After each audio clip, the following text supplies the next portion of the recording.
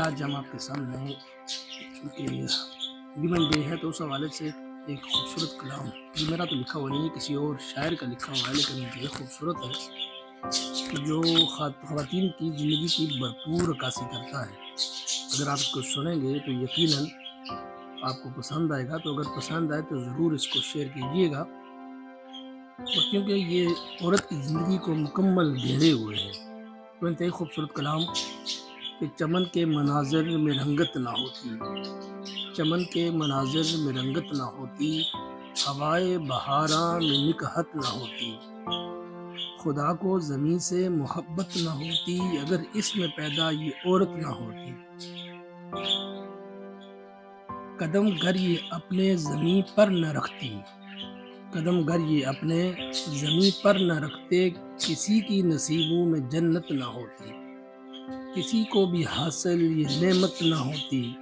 اگر اس زمین پر یہ عورت نہ ہوتی۔ یہ مریم بھی ہے اور ہے فاطمہ بھی، یہ مریم بھی ہے اور ہے فاطمہ بھی، ہے آدم کی مانگی ہوئی ایک دعا بھی، بنا اس کے رب کی اطاعت نہ ہوتی، اگر اس زمین پر یہ عورت نہ ہوتی۔ مجازی خدا ابن آدم نہ ہوتا، مجازی خدا ابن آدم نہ ہوتا، اگر بنت ارضی وسیلہ نہ ہوتی، تو پھر مہر و ماں بھی ہویدا نہ ہوتے، تو پھر مہر و ماں بھی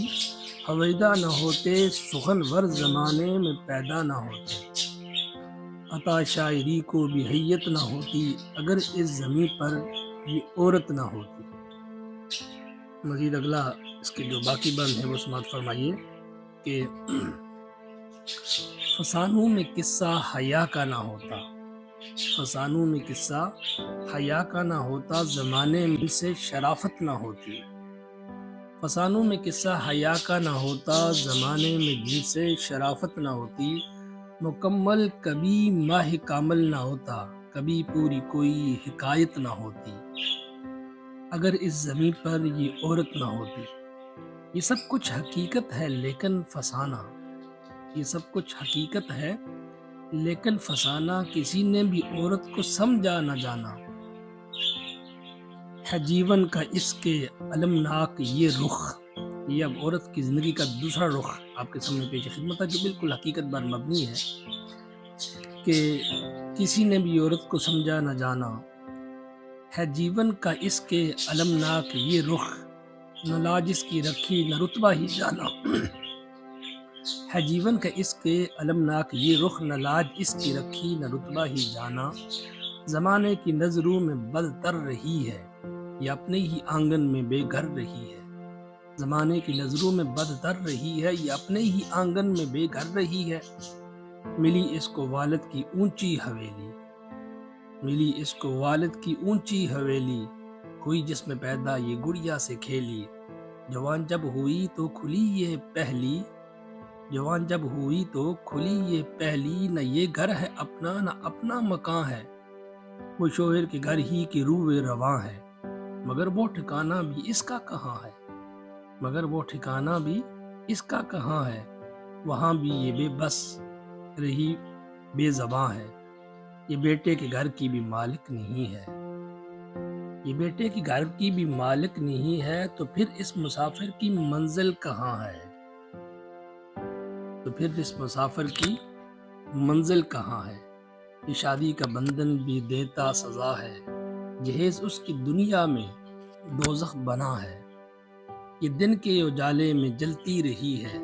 تڑپتی رہی ہے سسکتی رہی ہے،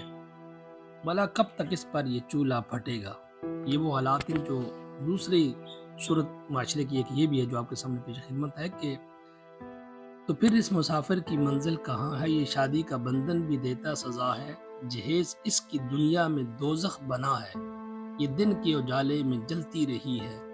تڑپتی رہی ہے سسکتی رہی ہے، بھلا کب تک اس پہ یہ چولہا پھٹے گا، بھلا کب تک اس پہ یہ چولہا پھٹے گا، بھلا کب تک اس کی یہ چادر جلے گی،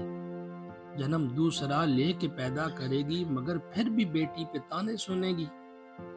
یہ ناموس و حرمت کا روشن نشاں ہے، یہ ناموس و حرمت کا روشن نشاں ہے، مگر اس نشاں کا محافظ کہاں ہے؟ یہ کب تک لیے، یہ کب تک کٹے گی، یہ کب تک بکے گی، یہ کب تک محافل کی زینت بنے گی؟ نہ سمجھیں گے کب تک یہ آدم کے بیٹے،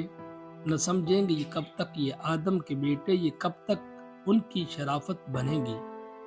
یہ کب تک نہ مانیں گے نعمت نہ ہوتی، عقیدت نہ ہوتی، عبادت نہ ہوتی، اگر اس زمین پر یہ عورت نہ ہوتی۔ امید ہے کہ آپ اس کو پسند کریں گے، تو اگر پسند آئے تو ضرور اس کو شیئر کیجیے گا، کیونکہ یہ خواتین کی پوری زندگی کا یہ ایک نچوڑ ہے جو آپ کی خدمت میں پیش ہے۔